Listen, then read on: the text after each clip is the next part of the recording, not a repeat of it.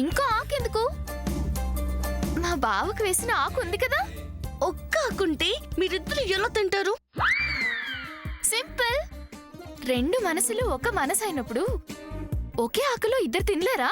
ఓ అబ్బో! మీరు అబ్బో అన్నా ఓ అబ్బో అన్నా నేను మా బావతోనే తింటాను.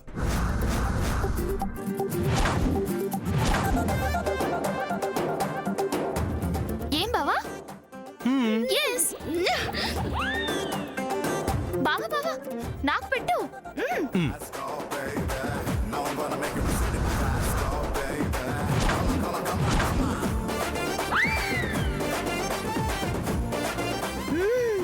సూపర్ గా ఉంది బావా, నువ్వు తింటావా?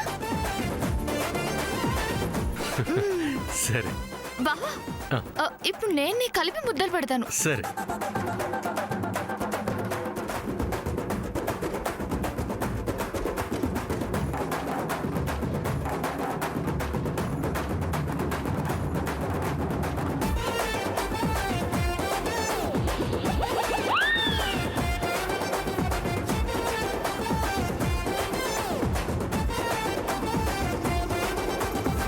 వాళ్ళిద్దరిలాగా మనం కూడా భోజనం ఒకే ఆకులు తిందామా శామ్?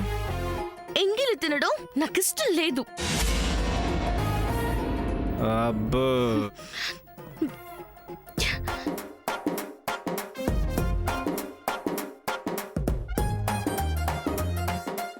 ఎంగిలి తినకూడదని చెప్తే అర్థం కావడం లేదా?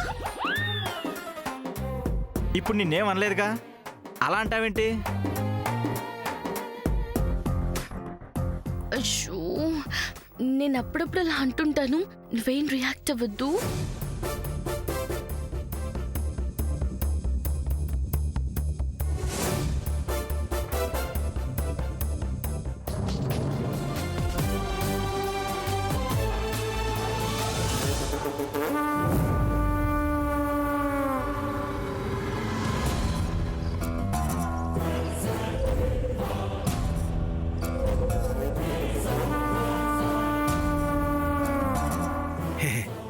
వీళ్ళందరూ వనభోజనాల హడావుళ్ళో ఉన్నారు కదా, ఇదే సరైన సమయం.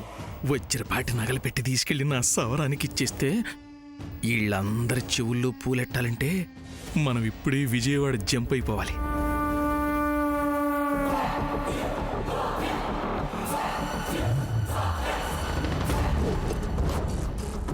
అరే, ఇక్కడి నుంచి నువ్వు హరి.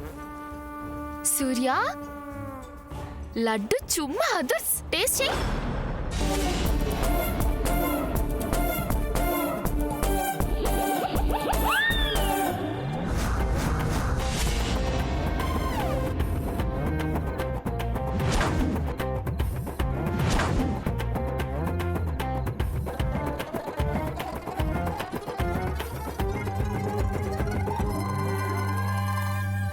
అమ్మ పద్మ,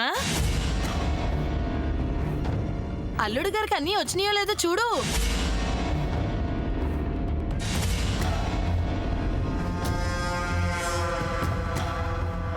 ఆలు లేదు సూలు లేదు, కొడుకు పేరు సోమలింగం అని.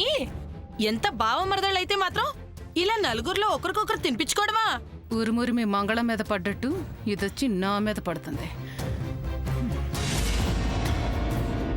వాళ్ళకి లేని బిడియం నిశ్చితార్థం జరిగి పెళ్లి కాబోతున్నా మీకెందుకు పద్మ? అల్లుడి గారికి లడ్డు తినిపించు.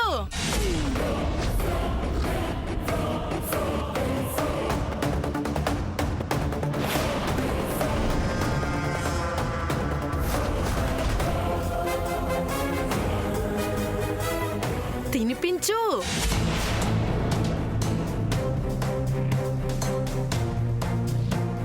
నీకేం టెన్షన్ లేదు, ఇలా జరుగుతుందని నేను ముందే ప్లాన్ చేశాను. నా టెన్షన్ అంతా నా పక్కనుందే దాని గురించి.